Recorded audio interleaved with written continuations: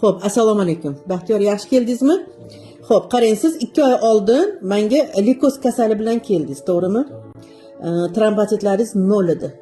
Xullas, likoz bu oq qon kasalligi, uni bilmagan odam yo'q. Endi qolganini aytmay qo'ya qoling. Ximiyalar olgansiz, hamma muolajalardan o'tgansiz, to'g'rimi? Xo'p, keldingiz, men sizga o'sha qon to'xtatuvchi, trombotit, o'sha reklama qilinayotgan mahsulotlardan berdim.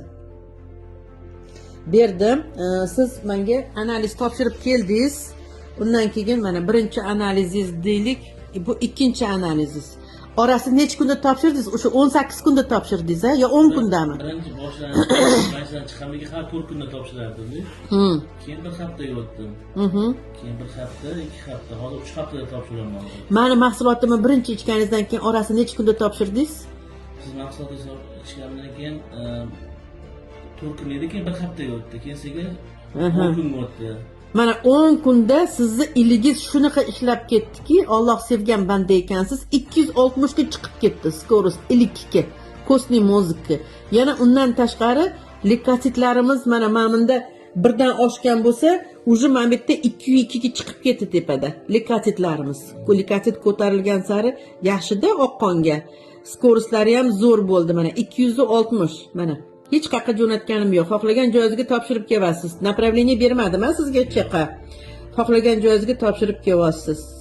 Juda ham tez ishlab ketdi sizni iligiz. Shuncha ximiya olsangiz ham, boshqa olsangiz ham ishlab ketdi. Endi mana hozir bugungi analizimiz bu. Endi Xudo xolasa hisoblanadi. Bugun 17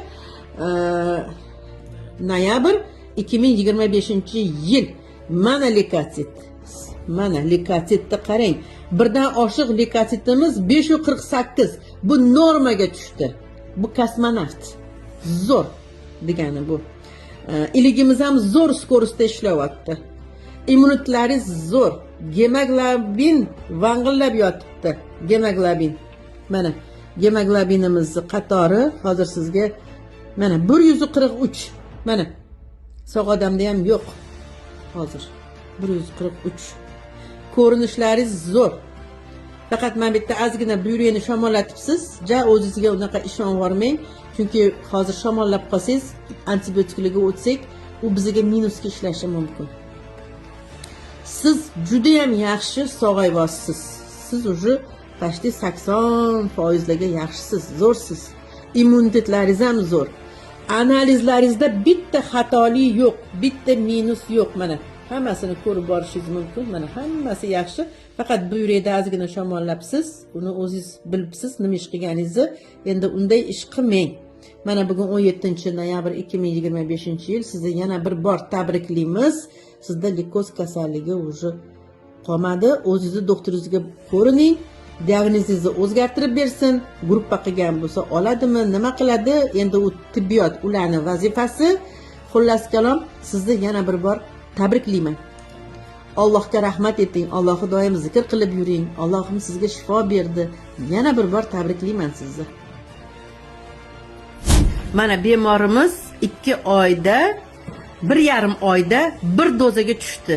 Ya'ni mana shu mahsulotni 20 kun ichyapti. Oldin bu bemorimiz 2 dozada ichganlar. Ya'ni 2 ta sachet paket trombotit, 2 ta sachet paket qon to'xtatuvchi, solib damlaganlar qon to'xtatuvchi tabletkalarni bosib ichganlar. Hozir mana 1,5 oydan keyin 1 dozaga o'tdingiz, to'g'rimi Baxtiyor? Bittadan damlayapsiz. Mana shu sizga 20 kunga yetyapti, to'g'rimi?